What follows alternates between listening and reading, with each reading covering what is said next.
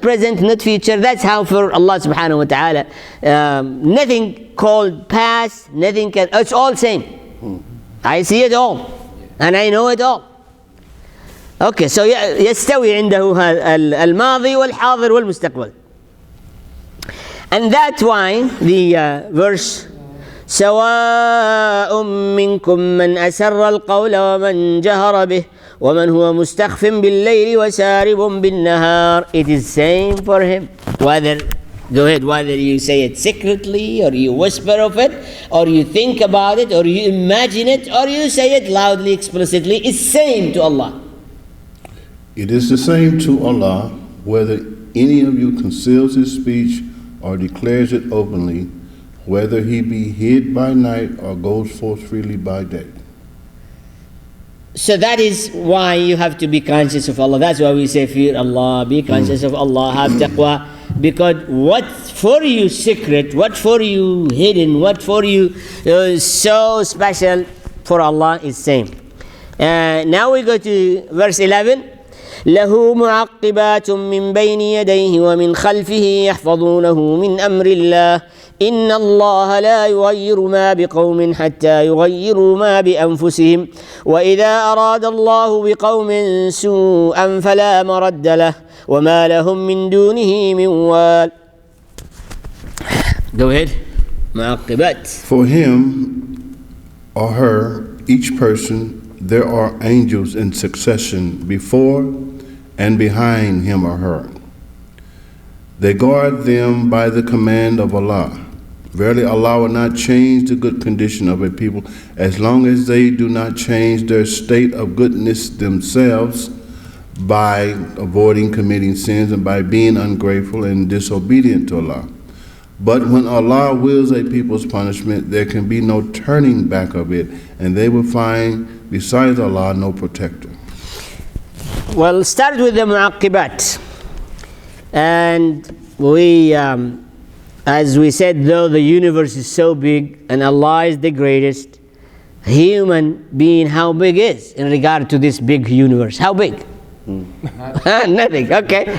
Though Allah has honored you and give you special protection, created you by His hand, breathed in you from His soul, taught you the names and what you need, made the angels to bow for you, and also send you messengers and revelation. 7. One after the subdued, the 7 one, subdued the whole creations in this universe to be in your service. This is 8 gift remarking the how much you are noble to Allah subhanahu wa ta'ala.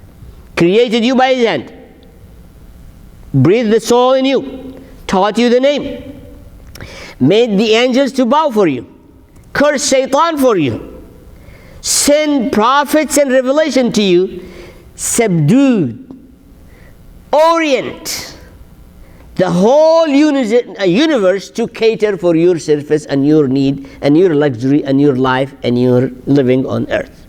This is why Allah said, Karramna Bani Adam. On top of that, what we said, the 9th one, I can keep going. The 9th one, what? Adalak. Again, this question, it's a miracle by itself. How many things we as human beings can make stand in balanced way on 2 legs? How many things? None. You are not just standing balance. Monkey can do it. Huh? Monkey can do it. Monkey can do what? A little bit walk on the 2 legs. Walk on 2 legs. Yeah. I know, but you are balance. Not just walking. You are not just balance. You are powerful. You grab, you pull, you carry, you bend. You are empowered beyond your imagination, beyond your science, beyond your capability. Though you are inversed, you are upside down. When we were in the womb, we said what? Legs up, head down. Because this is the way we are. We are like a tree. Here the root, here the trunk, and here are the branches. And the way we grown in the womb that way. Started the head and then from there all branches just like a tree. And we stayed in the womb that way. And then فَعَادَ لَكَ. This is by itself a biggest sign. You stand firm, you can do so much, you have a lot of power and will and balance. And this is where you have to realize that you owe him something. Don't you think? Yes. Don't you think you owe him something? He does all of this, he could have made you walk on your head, Allah said. I could have created you walking on your head. That will be good? One scholar said God had made a stone our food. Instead of all this thing, the food, a stone would have been our food. Yeah. Where do we get this power?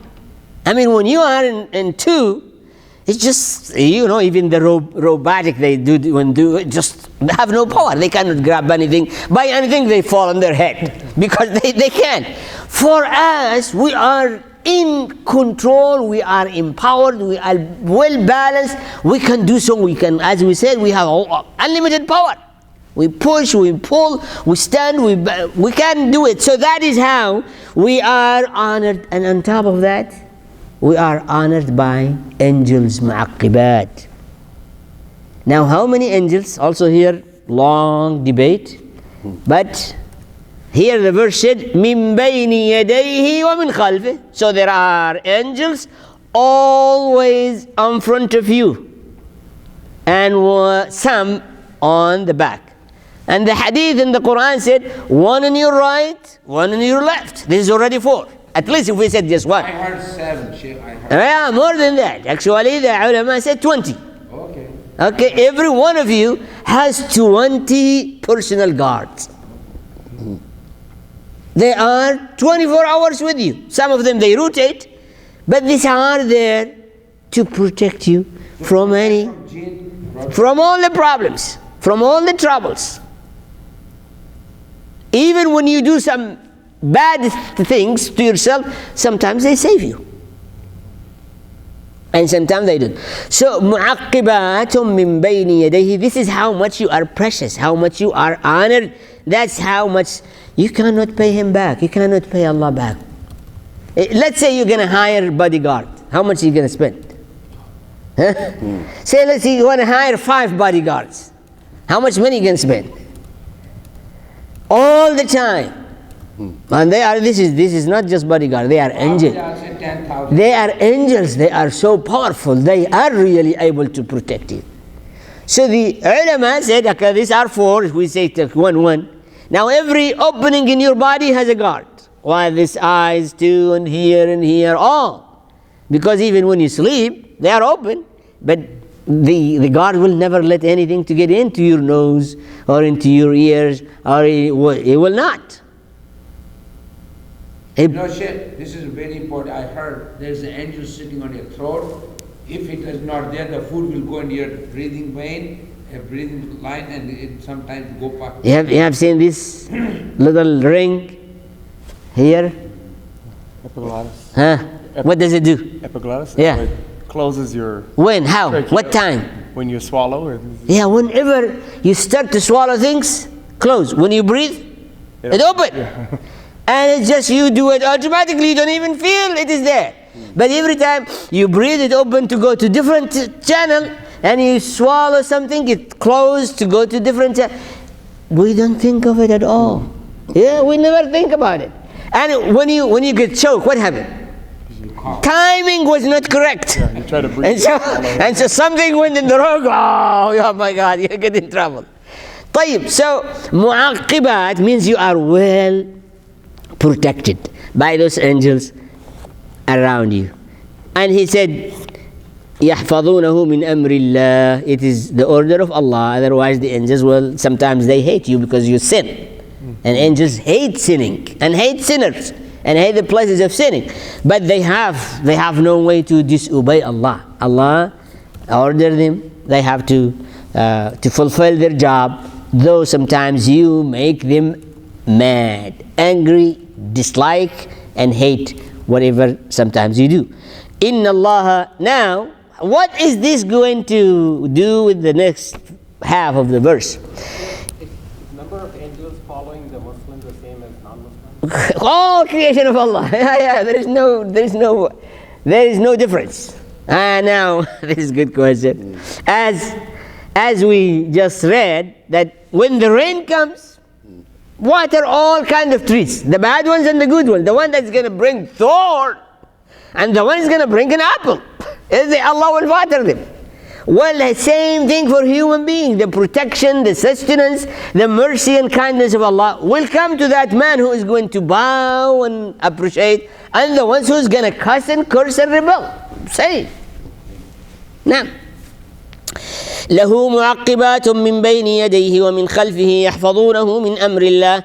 We understood this, and that's why at least this is the one. I mean, if you remember the signs of honor I mentioned to you, there are 8, 9, that's in my mind, but there are many. If you remember just this one, that you have a bodyguard and you get to appreciate, you get to respect, you get to treat them nicely, you get to say thank you Allah, that's all, alhamdulillah, pray, bow with gratitude. Ibadah has 2 conditions. If those conditions are missing, is not ibadah.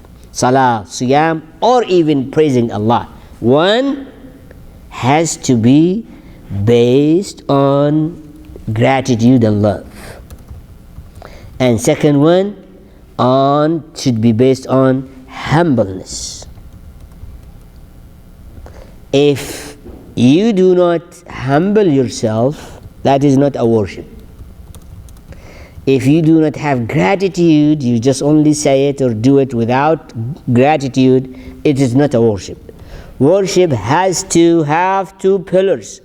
Al-hubbu wa-tadhallulu wal-khudu'. Love for what He done to me. And so love to Allah has to be based on love.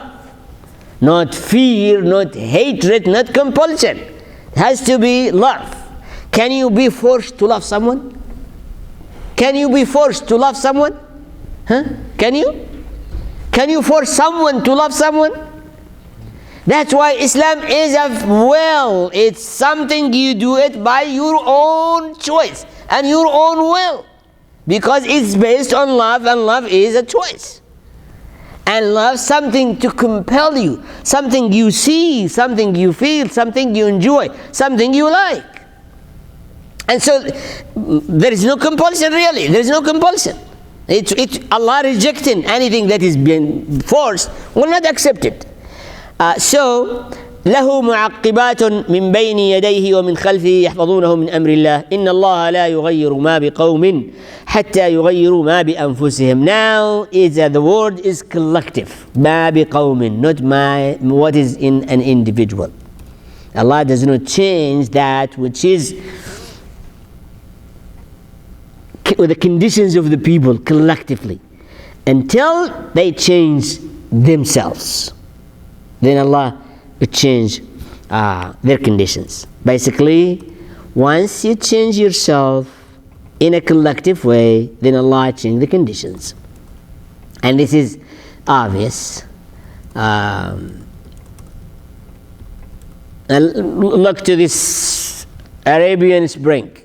Once the people come to a point that we are going to sacrifice in order to change the conditions. So, but it started with individuals. They got the idea, they believed in it, and they act upon it. Then they are collected. Once it's become a collective, it's become a will, and it's become reality, then Allah definitely bring a change to the conditions in them. So this is how the conditions of the ummah or any can be changed when individual change what is in themselves. So what we need to change in ourselves? 2 things. Remember at the beginning of the surah, يتفكرون ويعقلون, right? What's يتفكرون? To reflect. All right. And يعقلون? To comprehend. Okay, so if you understand this Quran is true, you reflect on it, and you understand it, comprehend it, it should create on you, cultivate in you a certain attitude, certain understanding. It will cultivate in you certain attitude. That attitude will become a behavior. That behavior collectively will change the conditions.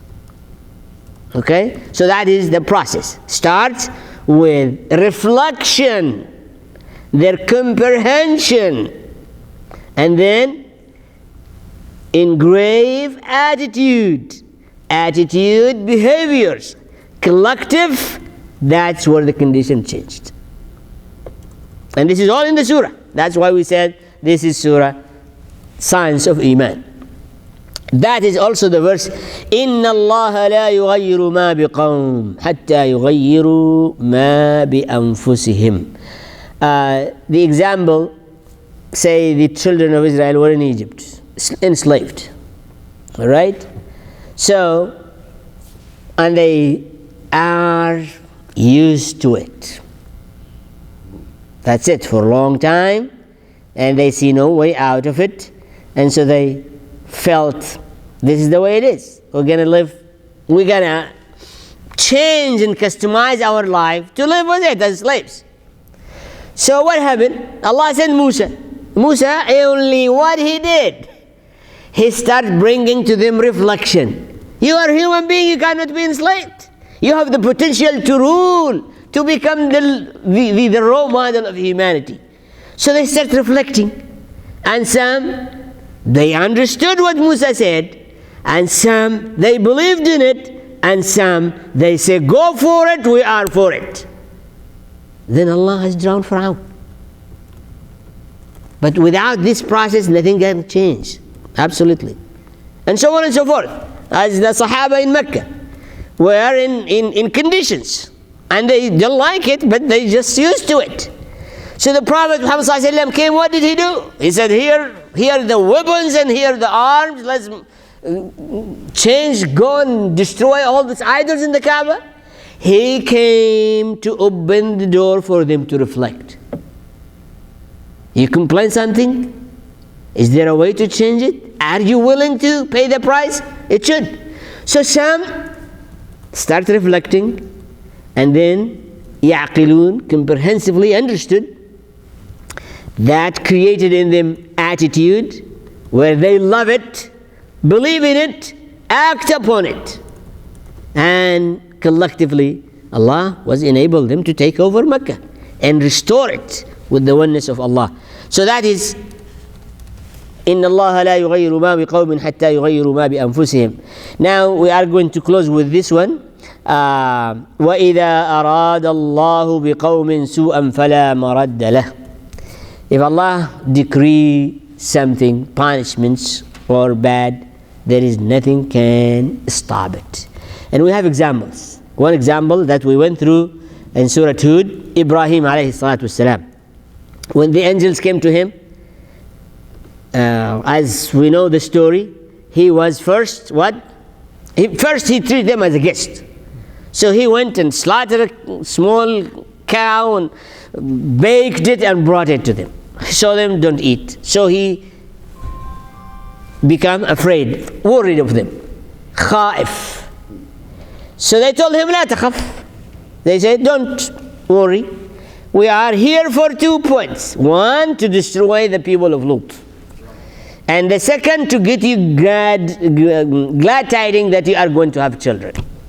Well, as we read the verse, his wife قائمة فضحكت or فصكت وجهها وقالت عجوز قالت وتعجبت قالوا أتعجبين. All these 3 reactions. Yeah, laughed, slapped her face, and she said, this is something unbelievable. They said to her, if Allah wants something, you better believe in it, and it will. So that issue finished, and we deliver to you that you are going to carry Isaac, and after Isaac, Jacob. Ishaq, وَمِنْ وَرَاءِ إِسْحَاقِ يَعْقُوب. The second issue, Ibrahim said no. They said, we are going to go and destroy the people of Lut. He said no. And he started arguing trying to convince the angels, don't do it. Until what happened? Oh, Ibrahim. يا إبراهيم اعرض عن هذا إنه قد جاء أمر ربك لا مرد له. The word came from Allah. Ibrahim, you better stop this argument. The order been issued and no one can stop it, even you, Ibrahim. It has to go. That is what is it. If Allah أراد بقوم سوءا فلا مرد له.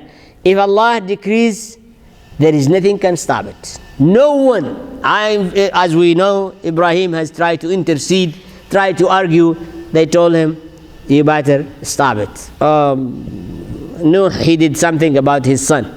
And Allah told him, لا تسأل إني أعظك أن تسألني ما ليس لك به علم. Oh Nuh, I am admonishing you and warning you to ask questions that based on no knowledge. Your son is not your son. And there is nothing you can do that is going to save him. You better stop it. He said, إن لم تغفر لي وترحمني أكن من الخاسرين. If you don't. So this is how we are going to stop here. Let me tell you one second. That's why the computer generated where it's going to land, and we knew it, there's nothing we can do.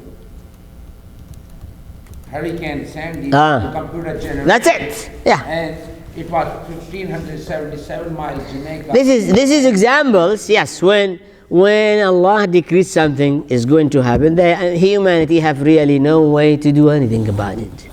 I mean, Sandy is coming. He's going to do his job, and it did it. There's a pressure, low pressure, is going anti-clockwise, and it came exactly what we did. No, the good one, what? You said, not low pressure, what is it? I don't want to do it. Laser guided missiles. You know what is laser guided missiles? Yeah. How is it? Anybody knows how does it work? Huh? They focus the laser beam on something. No. And then they launch the rocket. And the rocket chased that laser beam. And same thing happened. Well, that same thing. Allah created a low pressure here. And extreme high pressure in Jamaica. So that high pressure was right away, guided missiles just came right away. There when low pressures go anti-clockwise. Yeah. It was moving. All right, we ask Allah subhanahu wa ta'ala to make us among those who are consistent, sincere. We ask Allah subhanahu wa ta'ala to guide us by the Quran and to make us a source of guidance. We ask Allah subhanahu wa ta'ala to reward us, grant us beneficial knowledge. Make the Quran is a protection for us in this life and the hereafter. Jazakumullah khair. We'll see you next week inshallah. Assalamu alaikum wa rahmatullahi ta'ala May I say one wa barakatuh. You can say anything.